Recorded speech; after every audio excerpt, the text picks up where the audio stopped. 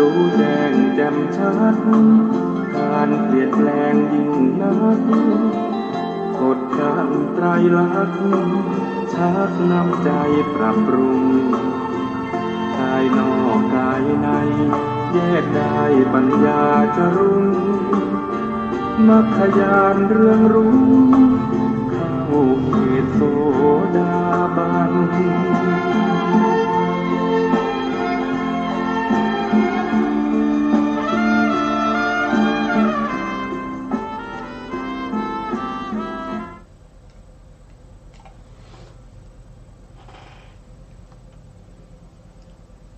พุทธังสรณังกัจฉามิธัมมังสรณังกัจฉามิสังฆังสรณังกัจฉามิกราบนมัสการพระมหาเถระพระสังฆาธิการพระเถรานุเถระสวัสดีท่านผู้ฟังและผู้ชมทุกท่านกลับมาพบกับรายการพระไตรปิฎกลอยฟ้าครั้งนี้เป็นครั้งที่10ในเรื่องของการสร้างบารมีของพระพุทธเจ้านะครับพระพุทธองค์ทรงใช้ความเพียรความอุตสาหะความอดทนในการที่จะสะสมบ่มโพธิญาณเพื่อความเป็นพระพุทธเจ้าทั้งบารมีก็ทำได้ด้วยความยากลำบากต้องทำด้วยระยะเวลาที่ยาวนานแล้วก็ทำอย่างไม่ทีไม่กว้างติดต่อกันทุกภพทุกชาติแล้วก็ทำด้วยความเคารพในบารมีที่พระพุทธองค์ทำตลอดระยะเวลา4 อสงไขยแสนมากกับกว่าจะได้เป็นพระพุทธเจ้าเพราะฉะนั้นการที่จะเป็นพระพุทธเจ้าได้ไม่ใช่เป็นเรื่องที่ง่ายนะครับวิชาที่พระพุทธองค์ทรงตรัสรู้นั่นก็คือได้แก่วิปัสสนาวิปัสสนาญาณจนได้ถึงความได้ถึงมรรคได้ถึงผลได้ตรัสรู้เป็นพระพุทธเจ้าส่วนเรื่องของสมาธินั้นมีมาก่อนพุทธกาลนะครับมีมาก่อนพุทธกาลก่อนที่พระพุทธเจ้าจะตรัสรู้ก็มีอยู่แล้วนะครับสมาธิมีบุคคลนอกพระพุทธศาสนาสามารถจะเจริญสมาธิไปจนถึงเนวสัญญานาสัญญานะครับอย่างเช่นกาวินทดาบทหรือมีหลายๆท่านกาวินทดาบทแล้วก็อุทกดาบทก็สามารถที่จะได้ถึงเนวสัญญานาสัญญายตนะตอนนั้นพระพุทธเจ้ายังไม่อุบัติยังไม่ได้เกิดขึ้นมาเมื่อ2 ท่านนี้ได้ละสังขารตายไปพระพุทธเจ้าถึงอุบัติขึ้นมาซึ่งพระพุทธเจ้าของเรานะครับก็เป็นประเภทที่เป็นปัญญาธิกะนะครับสร้างบารมีน้อยที่สุดน้อยที่สุดไม่เหมือนกับประเภทที่เป็นสถาธิกะและวิริยาธิกะอย่างเช่นพระศรีอริยเมตไตรที่ท่านจะมาอุบัติในโอกาสข้างหน้าเนี่ยท่านเป็นประเภทที่เป็นวิริยาธิกะนะครับท่านต้องสร้างบารมียาวนานถึง16 อสงไขยแสนมากกับนะครับแต่ถ้านับตั้งแต่ตั้งความปรารถนาในใจมโนปณิธานมา จนได้เป็นพระพุทธเจ้าก็ใช้เวลาถึง80อาสงไขยแสนมหากัปนะครับเพราะฉะนั้นความที่จะเป็นพระพุทธเจ้าเนี่ยมันไม่ใช่ง่ายเพราะฉะนั้นวิชาที่พระพุทธองค์ได้ตรัสรู้และนำมาแสดงแก่เวนยสัตว์ทั้งหลายเนี่ยก็เป็นวิชาที่มีคุณค่าอย่างมากแล้วก็สามารถที่จะช่วยให้สัตว์ทั้งหลายเนี่ยพ้นจากวัฏสงสารเข้าสู่พระนิพพานนะครับสำหรับบุคคลที่มีบุญบารมีมีบุญบารมีมาในอดีตได้สะสมบารมีมาแล้วท่านบอกว่าผู้ที่จะเป็นพระอรหันต์โดยไม่ใช่เป็นอสีติมหาสาวกเป็นพระอรหันต์โดยทั่วไปอย่างน้อยต้องสร้างบารมีถึง100มหากัปถึง 1,000 มหากัปก็ถือว่าเป็นการสร้างบารมีที่น้อยน้อยแต่ถ้าเป็นอสีติมหาสาวกก็ต้องใช้เวลาถึง 100,000 มหากัปถ้าเป็นพระปัจเจกพุทธเจ้านะครับต้องใช้เวลาอย่างน้อยถึง2อาสงไขยแสนมหากัปแต่ถ้าเป็นอัครสาวกเช่นพระสารีบุตรกับพระโมคคัลลานะก็ต้องใช้เวลาถึง1อาสงไขยกับแสนกัปอันนี้ก็เป็นการสร้างบารมีของผู้ที่ปรารถนาจะพ้นจากวัฏสงสารพ้นจากทุกข์ทั้งปวงนะครับไม่ต้องมาเวียนว่ายตายเกิดอีกนะครับทีนี้เราก็มาดูต่อนะครับในตามที่เราทราบแล้ว1มหากรรมเนี่ยก็จะมีอยู่4อสงไขยกัปมีอยู่4อสงไขยกัป1อสงไขยกัปนี้ก็จะเท่ากับ64อันตกัป64อันตกัปก็จะเท่ากับอายุของมนุษย์ในชมพูทวีปนะครับ28รอบนะครับเพราะว่า1อันตกัปเนี่ยเท่ากับอายุของมนุษย์2รอบนะครับ2รอบก็คือจากที่อสงไขยมาลดลงจนถึง10ปีเป็นอายุกัปนะแล้วก็ขึ้นไปจนถึงอสงไขยกัปนะครับแล้วก็ลงมาเท่าทีนะครับขึ้นไปจนถึงอสงไขยปีนะครับไม่ใช่กัปหน่วยเป็นปีนะครับแล้วลดลงมาถึง10ปีนะครับแล้วก็ขึ้นไปอีกจนถึงอสงไขยกัปคู่หนึ่งอันนี้เรียกว่าเป็น2รอบก็ได้เท่ากับ1อันตกัปอันนี้เราก็พูดกันไปแล้วนะครับเรื่องของมหากัปนะครับ1มหากัปเนี่ยเท่ากับ4อาสงไขยกัป4อาสงไขยกัปก็แบ่งออกเป็นวิวัตถายีอาสงไขยกัปก็คือจักรวาลที่ตั้งอยู่มีมนุษย์มีสัตว์ทั้งหลายมาอาศัยอยู่ได้นะครับอันนี้เรียกว่าเป็นวิวัตถายีอาสงไขยกัปหลังจากนั้นนะครับเมื่อจักรวาลนี้ตั้งอยู่เท่ากับอายุกัปของมนุษย์ในชมพูทวีป28รอบแล้วก็จะโลกนี้หรือจักรวาลนี้ก็ถูกทำลายในช่วงที่กำลังทำลายนี้เราเรียกว่าเป็นสังวัตอาสงไขยกัป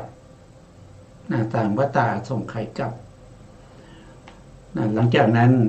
ทำลายจนหมดสิ้นก็เหลือแต่ความเวิ้งว้างอันนี้จะเรียกว่าเป็นสังวัตถายีอาสงไขยกัปหลังที่เมื่อตั้งอยู่ครบระยะเวลา64อันตกัปหรือ128รอบของอายุกัปมนุษย์ในชมพูทวีปก็จะมีการสร้างขึ้นมาใหม่เริ่มสร้างขึ้นมาใหม่ใช้เวลาสร้างถึง64อันตกัปในกัปนี้เราเรียกว่าเป็นวิวัตถายีอาสงไขยวิวัตอาสงไขยนะไม่ใช่วิวัตอาสงไขยนะครับอันนี้ก็ ก็รวมแล้วก็เป็น4อาสงไขยนะครับเท่ากับ1มหกัปนะครับในการสร้าง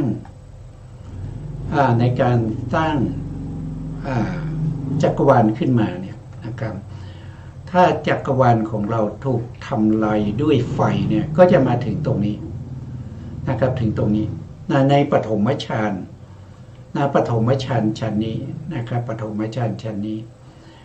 นะครับลงมาจนถึงนรกนะครับมหาเวจีนรกนะครับทำลายตั้งแต่มหาเวจีนรกขึ้นไปจนถึงปฐมฌานภูมิอันนี้ถูกทำลายด้วยไฟนะครับถูกทำลายด้วยไฟถ้าถูกทำลายด้วยน้ำนะด้วยน้ำก็จะขึ้นไปจนถึงชั้นรูปภูมิชั้นที่2นะครับก็เรียกว่าเป็นทุติยฌานภูมิทุติยฌานภูมิถ้าถูกทำลายด้วยลมลมกดก็จะไปถึงชั้นที่3เรียกว่าตติยฌานนะครับตติยฌานก็จะทำลายด้วยอำนาจของอะไรอำนาจของความเป็นไปแห่งจักรวาลความเป็นไปแห่งจักรวาลไม่มีสิ่งใดนะครับที่จะคงทนอยู่ชั่วนิรันดร์แม้กับจักรวาลเป็นแสนโกฏจักรวาลยังถูกทำลายด้วยน้ำถูกทำด้วยไฟถูกทำลายด้วยน้ำถูกทำลายด้วยลมนะครับทีนี้ในการตั้งขึ้นมาเนี่ยนะครับถ้าถูกทำลายด้วยไฟเนี่ยในชั้นที่1ที่ถูกสร้างขึ้นมาเป็นครั้งแรกเลยนั่นก็คือปฐมฌานปฐมฌานภูมิก็คือชั้นนี้ถูกก็สร้างขึ้นมาจากนั้นก็มาเทวดาเทวดาอีก6ชั้นนะครับก็สร้างขึ้นมาจากนั้นก็จะถูกสร้างขึ้นมาด้วยภูเขาจะมีภูเขา4ในโลกมีภูเขา4ในโลกเกิดขึ้นมีพระอาทิตย์มีพระจันทร์นะครับเกิดขึ้นมีภูเขานะครับมีภูเขาจักรวาลภูเขาจักรวาลก็จะล้อมรอบจักรวาล1นะครับในแต่ละจักรวาลก็จะมีลักษณะอย่างนี้นะครับแล้วก็มีภูเขาที่ล้อมรอบภูเขา4ในลุอยู่ถึง7ภูเขาด้วยกันนะครับใน7ภูเขานะครับก็จะมีภูเขาที่ชื่อว่ายุคันธรนะครับยุคันธรจะอยู่เป็นชั้นที่1ในชั้นที่1ต่อมาก็จะเป็นอิสิธรอิสิธรก็จะเป็นชั้นที่2ชั้นที่3ก็เป็นวิกะภูเขาวิกะชั้นที่3ก็เป็นสุทธัสนะสุทธัสนะชั้นที่4เป็นสุทธัสนะชั้นที่5ก็เป็นเนมิธรภูเขาเนมิธรชั้นที่6ก็เป็นดูยากหน่อยมองมานะครับก็เดี๋ยวเราจะมีรายละเอียดอีกทีหนึ่งนะครับอันนี้ก็เป็นภูเขาล้อมรอบภูเขา4ในโลกถ้าต่อจากนั้นมานะครับหลังจากนั้นมาก็จะมีทวีปทั้ง4มีทวีปทั้ง4ก็จะมีทางทิศใต้ก็จะเป็นชมพูทวีป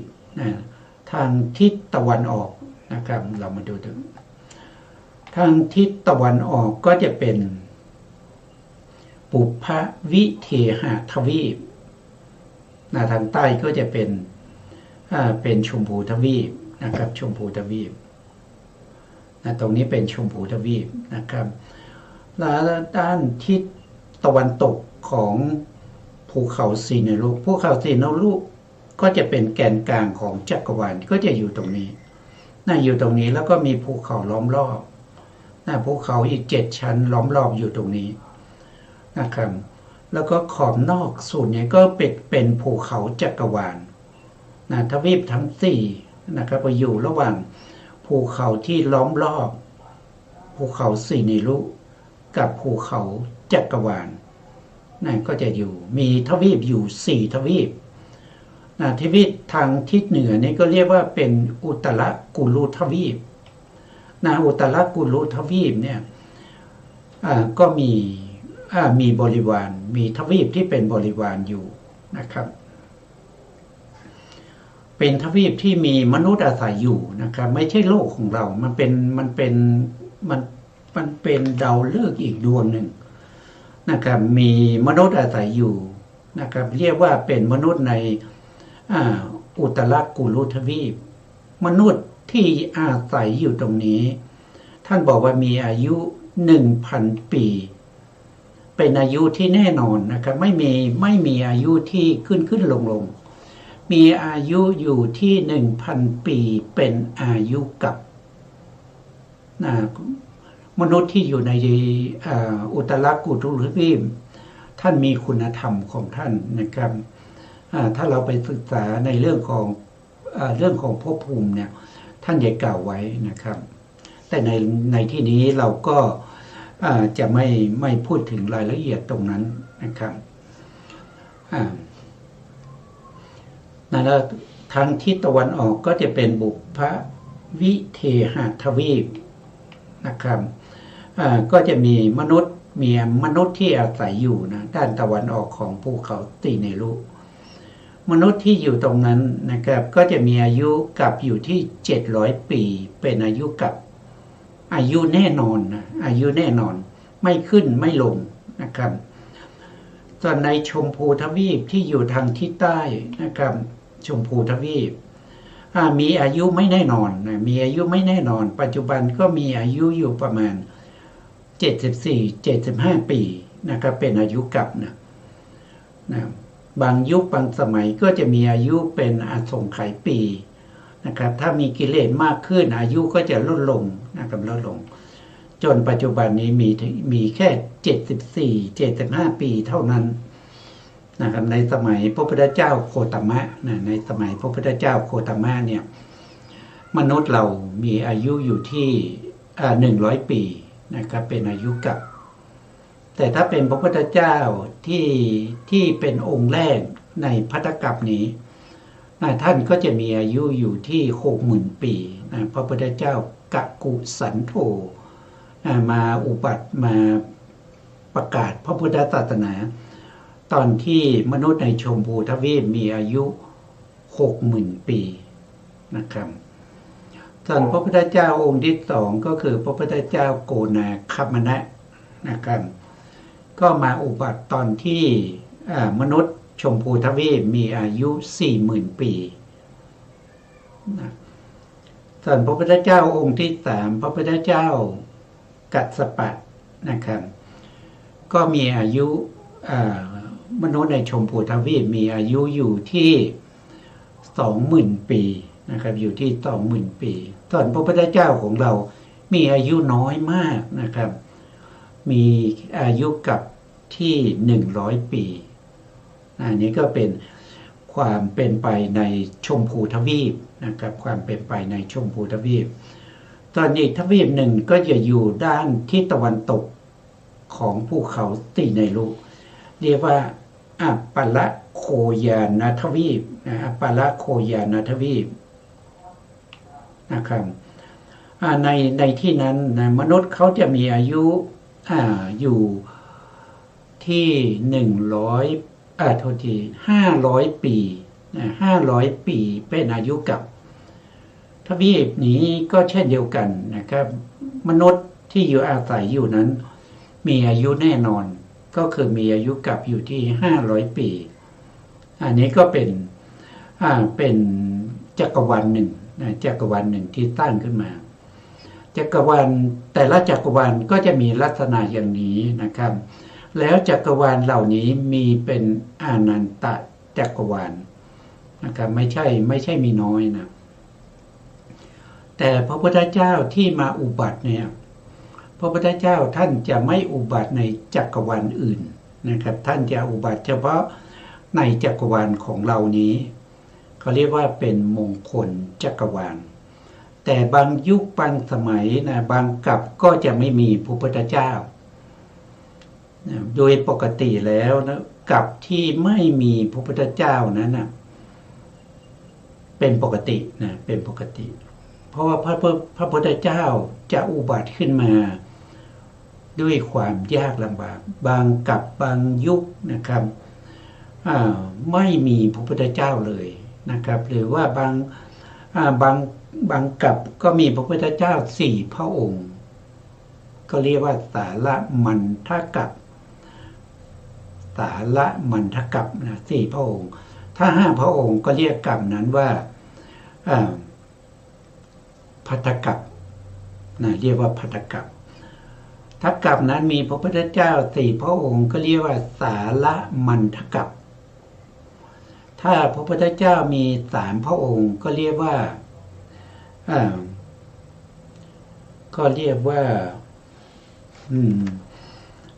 ลืมไปอีกแล้วนะก็ไม่ก็เรียกว่าเป็นจำไม่ได้โทษทีนะครับเดี๋ยวจะหามาให้นะถ้าเป็นกัปที่มีพระพุทธเจ้า2 พระองค์นะครับก็เรียกว่าเป็นมันทกัปนะมันทกัปอย่างเช่นถ้าเรานับถอยหลังไปนะครับจากภัททกัปของเราไปในจักรวาลที่31ก็คือนับถอยหลังจากภัททกัปของเราไป31 กัปมีพระพุทธเจ้าอยู่2 พระองค์ในกัปนั้นในจักรวาลนั้นมีพระพุทธเจ้า2 พระองค์ก็คือได้แก่พระพุทธเจ้าสิกขีพระพุทธเจ้าสิกขีกับพระพุทธเจ้าเวสสภูนะครับก็มี2 พระองค์แต่ถ้าเรานับถอยหลังไปถึง91 กัป91 กัปเนี่ยก็จะมีพระพุทธเจ้าทรงพระนามว่าวิปัสสีนะครับถ้าเป็นผู้ที่สนใจในเรื่องของพระพุทธศาสนาเนี่ยก็คงจะได้ยินในเรื่องของพระพุทธเจ้า7 พระองค์นะครับพระพุทธเจ้า7 พระองค์ถ้าเคยได้ยินถ้าได้ยินเนี่ยท่านก็จะรู้ว่าเขานับพระพุทธเจ้าตั้งแต่พระพุทธเจ้าในกัปที่91มานะครับก็คือพระพุทธเจ้าวิปัสสีพระพุทธเจ้าวิปัสสีสัมมาสัมพุทธเจ้าอยู่ในจักรวาลหรือในกัปนั้นมีพระพุทธเจ้าแต่เพียงองค์เดียวนะในกัปนั้นนะครับตั้งแต่จักรวาลตั้งขึ้นมาจนถึงจักรวาลถูกทำลายมีพระพุทธเจ้าแค่องค์เดียวเท่านั้นคือพระพุทธเจ้าวิปัสสีสัมมาสัมพุทธเจ้าและหลังจากนั้นนะครับจักรวาลก็ถูกสร้างขึ้นมาอีกนะแล้วก็ดับไปนะครับทำลายหมดไปสร้างขึ้นมาอีกทำลายหมดไปไม่มีพระพุทธเจ้าเลยนะครับจากกัปที่91มาจนถึงกัปที่31มาจนถึงกัปที่31จักรวาลที่ถูกสร้างขึ้นมาแล้วก็ดับไปเนี่ยมีถึง60 กัปนะ60 มหากัปนะไม่มีพระพุทธเจ้าเลยไม่มีพระพุทธเจ้าเลยมาจนถึงกัปที่31มีพระพุทธเจ้า2 พระองค์นะครับที่ได้กล่าวไปก็คือพระพุทธเจ้าสิกขีสิกขีสัมมาสัมพุทธเจ้าแล้วก็เวสสภูสัมมาสัมพุทธเจ้านะครับและหลังจากนั้นนะครับหลังจากที่กัปที่31มาจนถึงภัททกัปนี้ซึ่งเป็นกัปที่1เนี่ยพระพุทธเจ้าไม่มีอีกในจักรวาลถึง30จักรวาลนะครับคือตั้งขึ้นมาแล้วถูกทำลายตั้งขึ้นมาแล้วถูกทำลายถึง30 กัป30 มหากัปก็คือจักรวาล30 มหากัป ที่ผ่านไปแล้วไม่มีพระพุทธเจ้าเลยจนมาถึงโลกของเราใบนี้ในจักรวาลของเราใบนี้เรียกว่าเป็นภัตตกัปจักรวาลนี้โชคดีว่ามีพระพุทธเจ้าถึง5พระองค์ด้วยกันเรียกว่าเป็นภัตตกัปเรียกว่าเป็นภัตตกัปองค์แรกในภัตตกัปกักกุสันโธสัมมาสัมพุทธเจ้าองค์ที่สองโกนาคามนะสัมมาสัมพุทธเจ้าองค์ที่สามกัสสปะสัมมาสัมพุทธเจ้าองค์ที่สี่โคตมะสัมมาสัมพุทธเจ้านะครับรวมตั้งแต่กับที่91มาจนถึงปัจจุบันนี้มีพระพุทธเจ้า7พระองค์ด้วยกัน7พระองค์ด้วยกันถ้าเคยสวดมนต์สวดมนต์ในไม่ว่าจะเป็นมงคลสูตรนะครับตอนท้ายโทษทีตัตนาสูตรนะครับถ้าจำไม่ผิดเนี่ยตรงท้ายๆเนี่ยก็จะเอ่ยถึงพระพุทธเจ้า7พระองค์นะก็คือตั้งแต่พระพุทธเจ้าวิปัสสีมาจนถึงพระพุทธเจ้าโคตมะของเรานี่ก็เป็นเรื่องที่เราก็ควรจะทราบไว้ควรจะทราบไว้เพราะว่าอะไรเพราะว่าเราเป็นชาวพุทธนะครับเป็นชาวพุทธเราก็ต้องทราบในเรื่องของความตรัสรู้ดีของพระพุทธเจ้าว่าพระพุทธเจ้าเนี่ยนะครับเป็นผู้ที่รู้แจ้งทุกสิ่งทุกอย่างนะครับรู้แจ้งทุกสิ่งทุกอย่างไม่ว่าจะเป็นอย่างเช่นเราสวดมนต์เนี่ยเราก็จะมีโลกาวิถูใช่ไหมครับโลกาวิถูคือรู้แจ้งโลกรู้แจ้งโลกอะไรนะครับโลกถ้าเราจำแนกไปก็จะมีอยู่3อย่างด้วยกันนะครับหนึ่งก็คือเขาเรียกว่าสัตวโลกสัตวโลกก็คือได้แก่สัตว์ทั้งหลายนะครับสัตว์ทั้งหลายที่เวียนว่ายตายเกิดอยู่ในวัฏสงสารนี้ที่เราเรียกว่าเป็นสัตว์นะครับอันนี้ก็เรียกว่าเป็นสัตวโลกอันที่สองก็คือสังขารละโลกสังขารละโลกสังขารละโลกก็คือรูปนามขันธ์5นะครับที่เวียนว่ายตายเกิดที่เป็นไปในวัฏสงสารทั้งหลายอันที่สามเขาเรียกว่าเป็นอากาศโลกอากาศโลกนี้แหละที่จะกล่าวถึงเรื่องของจักรวาลทั้งหลายกล่าวถึงจักรวาลกล่าวถึงเรื่องของพระอาทิตย์พระจันทร์กับเรื่องของแม่น้ำเรื่องของมหาสมุทรเรื่องของภูเขาเรื่องของนรกสวรรค์ที่รองรับเป็นที่รองรับเป็นภพภูมิที่รองรับสังขารละโลกสัตวโลกให้วนเวียนอยู่ในโลกเหล่านี้นะครับให้อยู่ในโลกเหล่านี้เขาเรียกว่าเป็นอากาศโลกคล้ายๆเป็นภาชนะหรือเป็นตะกร้าที่จะรองรับหรือที่จะให้สัตว์ทั้งหลายเนี่ยมาเวียนว่ายตายเกิดในจักรวาลเหล่านี้นะครับในภพภูมิเหล่านี้อันนี้คือสัพพัญญุตญาณของพระสัมมาสัมพุทธเจ้านะครับที่ท่านตรัสรู้แล้วท่านรู้แม้กระทั่งวิทยาศาสตร์ในปัจจุบันนี้นะครับยังไม่สามารถที่จะพิสูจน์ได้ในเรื่องของ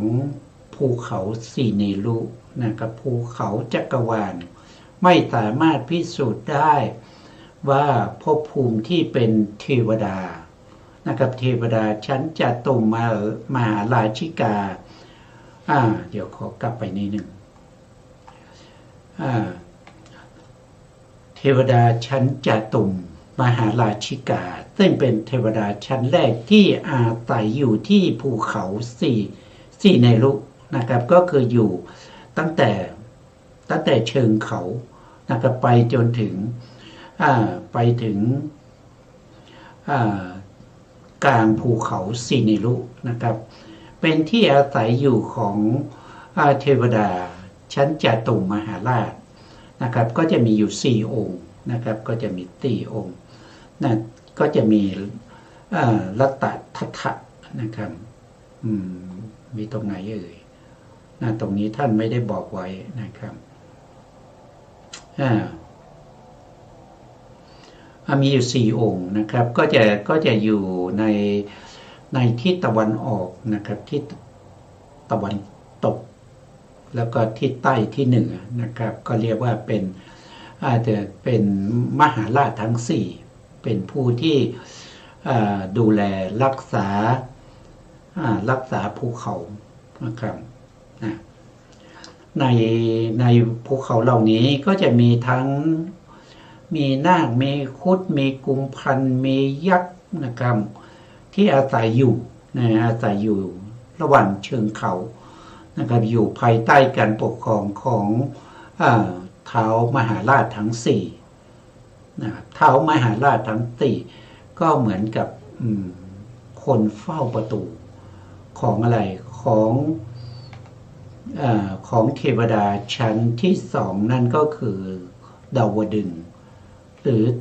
ตาวติงสาตาวติงสาเทวดาก็จะอยู่ตรงที่ยอดเขาสีเนรุนะครับก็อยู่ยอดเขาสีเนรุตรงนี้นะที่พูดถึงเทวดาเหล่านี้นะครับก็อยู่บนพื้นแผ่นดินอยู่บนภูเขานะอยู่บนยอดเขานะบางพวกก็อยู่เชิงเขาอยู่กลางเขาแล้วบางพวกก็เป็นเทวดาที่อยู่ในอากาศนะครับอยู่ในระดับที่เชิงเขาหรือว่าอยู่กลางเขาอย่างนี้นะครับถ้าเป็นเทวดาชั้นดาวดึงส์ก็จะอยู่ยอดเขานะครับแล้วก็มีเทวดาที่อยู่ระดับเดียวกันกับยอดเขาสีเนรุอันนั้นก็เป็นอากาศสัตว์เทวดาพวกนี้เป็นเทวดานะครับมนุษย์เราอยู่ตรงไหนมนุษย์เราก็อยู่ตรงนี้นะครับอยู่ในทวีปที่เป็นชมพูทวีปนะครับใต้ชมพูทวีปไปก็จะเป็นนรกนะครับนรกก็จะมีอยู่8ขุมด้วยกันนะครับมี8ขุมที่ต่ำที่สุดนั้นก็คือได้แก่มหาเวจีมหาเวจีนรกนะครับก็มีอยู่ด้วยกัน8ขุมด้วยกันที่เป็นมหานรกนะครับที่เป็นบริวารเป็นอุสธานรกนี้มีอีกมากมายมีอีกมากมายมีอีกมากมายมีไม่น้อยกว่า200กว่าขุมนะครับที่เป็นบริวารของมหานรกนี้เป็นที่อยู่ของสัตว์นรกนะครับที่ใต้ภูเขาสีเนรุเนี่ยก็จะมีภูเขาเขาเรียกว่าภูเขา3เศร้านะครับก็อยู่แถวๆนี้นะครับอันนี้ตรงนี้แล้วก็ตรงนี้อันนี้เป็นที่อยู่ของพวกเทวะอสูรนะครับก็เป็นอสูรกายนะครับเป็นประเภทที่เป็นเทวดาเหมือนกันนะเป็นอสูรประเภทที่เป็นเทวดาถ้าว่าโดยอสูรเนี่ยมีอยู่3ประเภทนะครับก็มีเทวะอสูรแล้วก็มีเปตอสูรแล้วก็มีนิริยะอสูรนะครับก็มี3ประเภทด้วยกันนะครับแต่เทวดาที่อสูรกายที่เป็นเทวดาเรียกว่าเทวะอสูรอยู่ใต้ภูเขาตีเนรุอยู่ในภูเขา3เศร้านะครับอยู่ในภูเขา3เศร้าตรงนี้ส่วนที่เป็นเปรตเป็นอสูรกายนะครับก็อยู่ทั่วไปนะครับตามภูเขาตามในมนุษย์โลกเราก็มีนะครับแต่เราไม่สามารถที่จะมองเห็นได้นะครับถ้าเรามีบุญบารมีเราก็จะเห็นนะครับบุญบารมีนั่นก็คือหมายถึงว่าพวกเปรต นะพวกเปรตที่เราเรียกว่าเป็นผีนะครับเป็นผีเป็นอะไรเนี่ยนะครับก็คือเป็นพวกเปรตนะครับเป็นพวกเปรตก็จะถ้าสมมติว่าเขาเป็นญาติเรานะครับแล้วเขาเป็นประเภทเป็นเปรตอย่างเช่นเปรตของพระเจ้าพิมพิสารนะครับที่รอส่วนบุญจากพระเจ้าพิมพิสารเนี่ยนะครับก็สามารถที่จะมาปรากฏมาปรากฏให้พระเจ้าพิมพิสารได้เห็นนะครับอย่างเราเช่นเดียวกันนะครับอย่างพวกเราก็เช่นเดียวกันว่าถ้า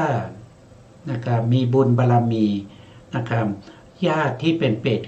นะครับของเรานะครับก็อาจจะมาปรากฏให้เราเห็นได้ให้เราเห็นแต่เราต้องมีบุญมีบารมีนะครับไม่ใช่อยู่ๆอยากจะเห็นก็เห็นไม่ใช่นะอย่างเช่นเปรตนะอดีตแม่ของพระสารีบุตรนะก็ยังมาปรากฏให้พระโมคคัลลานะได้เห็นนะครับพระโมคแล้วก็บอกพระโมคคัลลานะว่านางนี้เป็นอดีตเป็นแม่ของพระสารีบุตรในอดีตชาตินะครับตอนนี้ทุกข์ทรมานนะครับขอพระสารีบุตรเนี่ยอุทิศส่วนบุญมาให้ด้วยนะครับอันนี้ก็สามารถปรากฏให้เห็นได้นะครับอยู่ใกล้ๆในมนุษย์โลกของเราเนี่ยในชมพูทวีปเนี่ยนะครับอันนี้ก็เป็นประเภทหนึ่งนะครับสามารถเห็นได้หรือเทวดานะเทวดาเราก็สามารถเห็นได้ถ้าท่านมาปรากฏกายให้เราเห็นนะครับเทวดาที่จะอยู่ในชั้นจัตุมหาราชก็ตามนะครับอยู่ในชั้นต่างๆก็ตามนะครับหรืออยู่เป็นพวกพรหมนะครับอยู่ในรูปประพรหมเนี่ยอาจจะมาปรากฏร่างให้เราเห็นได้นะครับแต่ต้องอย่างเช่นพรหมที่ท่านมาอาราธนาให้พระพุทธเจ้าทรงแสดงธรรมนะครับเท้าสมานบดีพรหมนะครับที่ท่านรู้วาลจิตว่าพระพุทธองค์ไม่ขนขวายในการที่จะแสดงธรรมตอนที่พระพุทธองค์ตรัสรู้ใหม่ๆเรียกว่าปฐมโพธิญาณนะครับในสัปดาห์ที่7นะครับสัปดาห์ที่7นะหลังจากที่พระพุทธองค์ตรัสรู้แล้วพระพุทธองค์ก็มาพิจารณานะครับมาพิจารณาถึงพระธรรมที่พระพุทธองค์ได้ตรัสรู้นะครับว่าเป็นพระธรรมที่สุขุมลุ่มลึกนะครับถ้าเราแสดงธรรมให้แก่สัตว์ทั้งหลายฟังแล้วถ้าสัตว์ทั้งหลายไม่ตรัสรู้ธรรมไม่ตรัสรู้ตามเราไม่เข้าใจไม่รู้เรื่องก็จะทำให้เราเนี่ยเหนื่อยเปล่าทำให้เราเนี่ยเสียแรงเปล่าๆเพราะฉะนั้นเรายังไม่ควรที่จะแสดงธรรมนะครับเทวดาโทษทีพรหมนะครับพรหมเป็นมหาพรหมสหามบดีพรหมนะครับเมื่อรู้วาลจิตของพระพุทธเจ้าว่าพระพุทธเจ้าไม่ขนขวายในการที่จะแสดงธรรมโลกก็จะฉิบหายนะครับสัตว์ทั้งหลายก็จะไม่สามารถที่จะพ้นจากวัฏทุกข์นี้ได้นะครับโลกจะฉิบหายแล้วนะครับเพราะฉะนั้นท่านเห็นพระพุทธเจ้าด้วยจิตของท่านนะครับท่านก็มาปรากฏกายนะครับมาคุกเข่าต่อหน้าพระพักตร์ของพระพุทธองค์นะครับแล้วก็อาราธนาพระพุทธองค์ให้แสดงธรรมนะครับว่าสัตว์ที่มีธุลีในดวงตาน้อยยังมีอยู่นะครับขอพระองค์จงขึ้นประสาท นะครับธรรมะนะประสาทธรรมตรวจดูสัตว์ทั้งหลายนะครับว่าสัตว์ทั้งหลายที่มีธุลีในดวงตาน้อยก็มีอยู่ขอพระองค์จงแสดง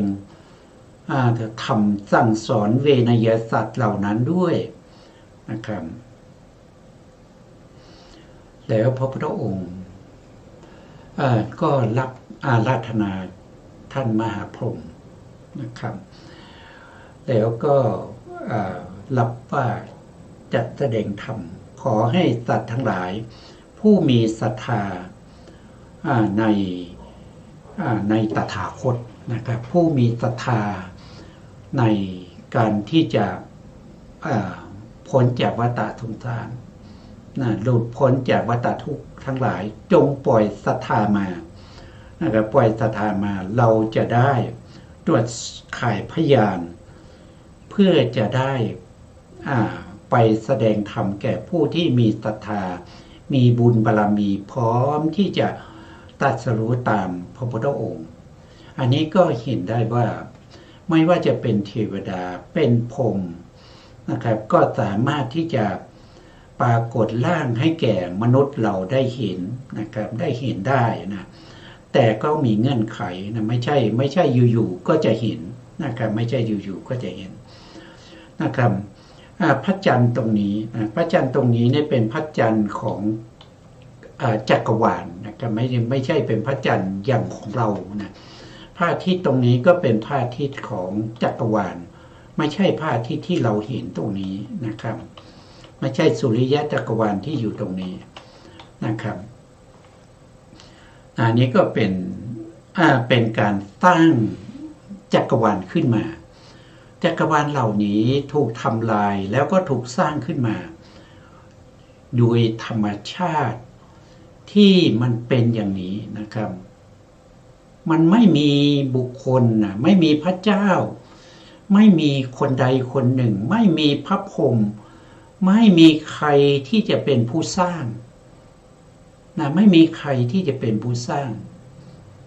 เป็นไปโดยธรรมชาตินะมันเป็นอะไรมันไม่เที่ยงนะครับถึงรอบของมันที่ต้องถูกทำลายมันก็จะถูกทำลายถึงรอบที่มันจะเกิดขึ้นมันก็จะเกิดขึ้นนะครับแต่อันนี้จะเป็นเขาเรียกว่าเป็น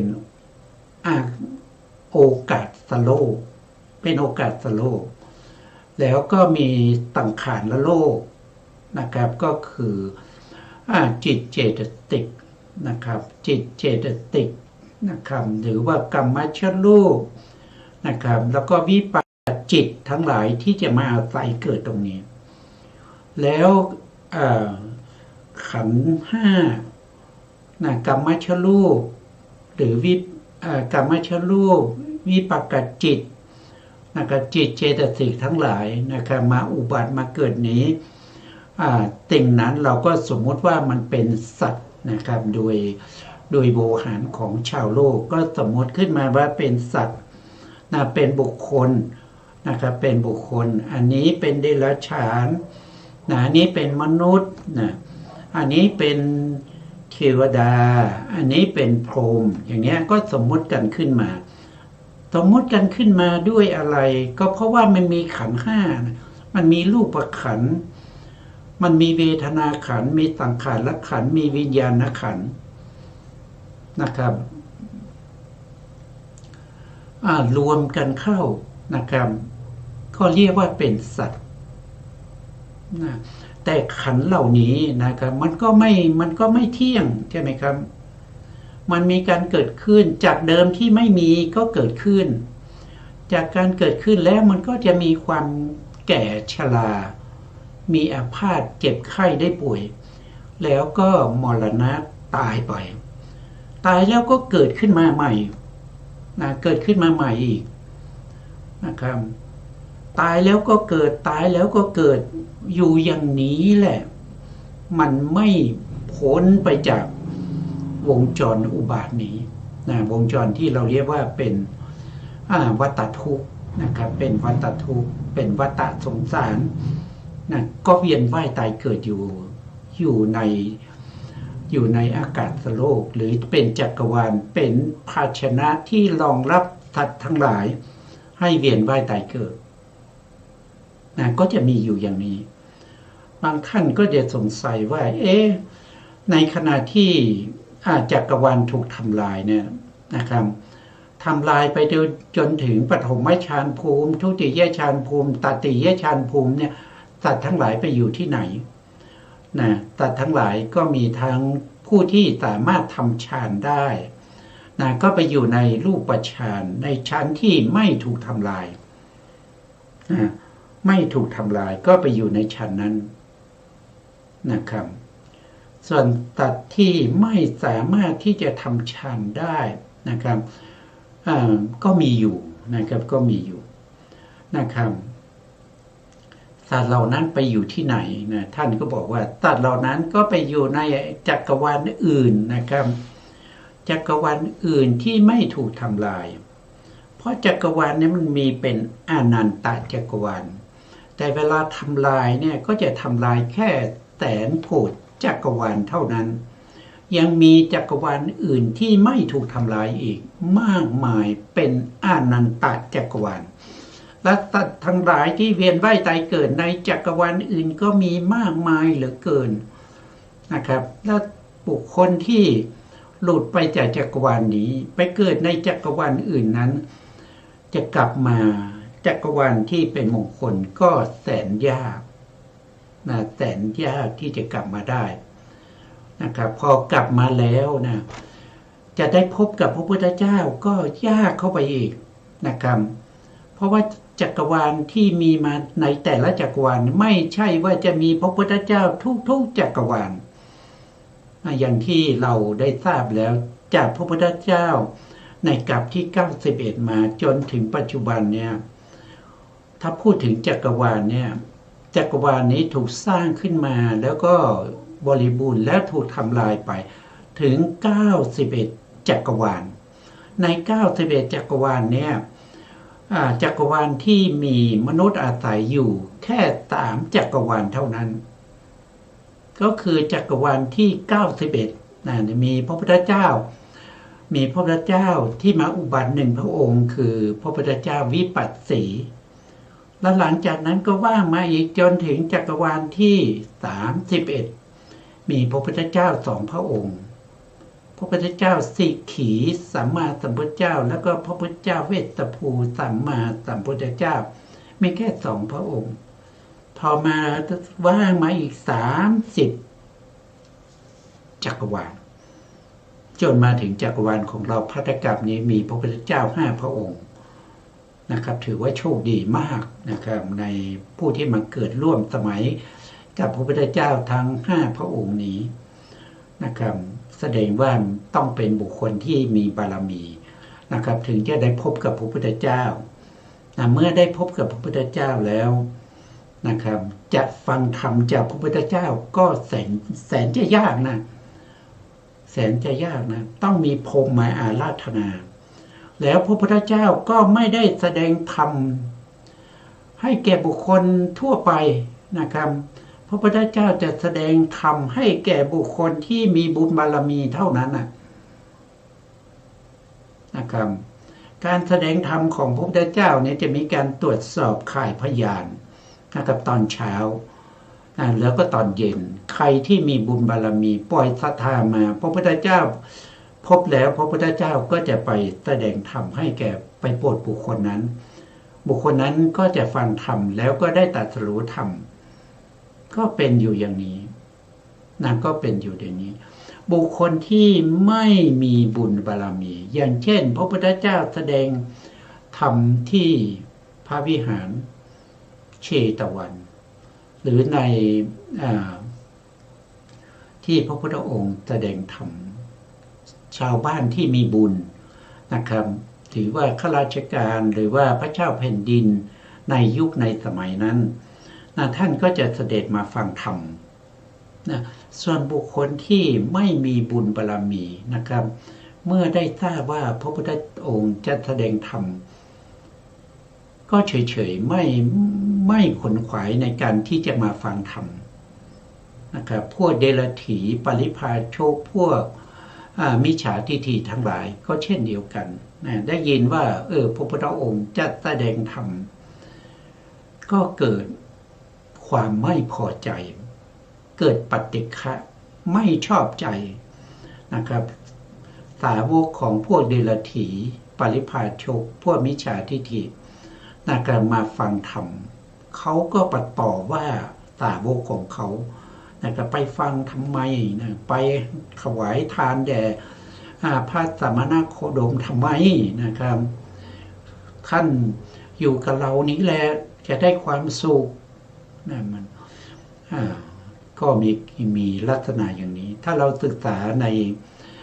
นพระไตรปิฎกในอรรถกถาทั้งหลายเราก็จะเข้าใจถึงสภาวะความเป็นไปในสมัยพุทธกาลในสมัยของพระพุทธเจ้าศรีสักยมุนีโคตมะว่าตลอดชีพของพระพุทธองค์นั้นนะครับพระพุทธองค์ทรงเผยแผ่พระพุทธศาสนาเนี่ยมันยากลำบากแค่ไหนนะครับในช่วงที่ออกพรรษาต้องตะเวนไปนะครับต้องดำเนินไปด้วยพระบาทบ้างนะครับต้องขนขวายในการที่จะไปโปรดเวไนยสัตว์ทั้งหลายนะครับว่าถึงแม้เขาจะอยู่ที่ไหนก็ตามนะครับถ้ามาปรากฏในข่ายพยาน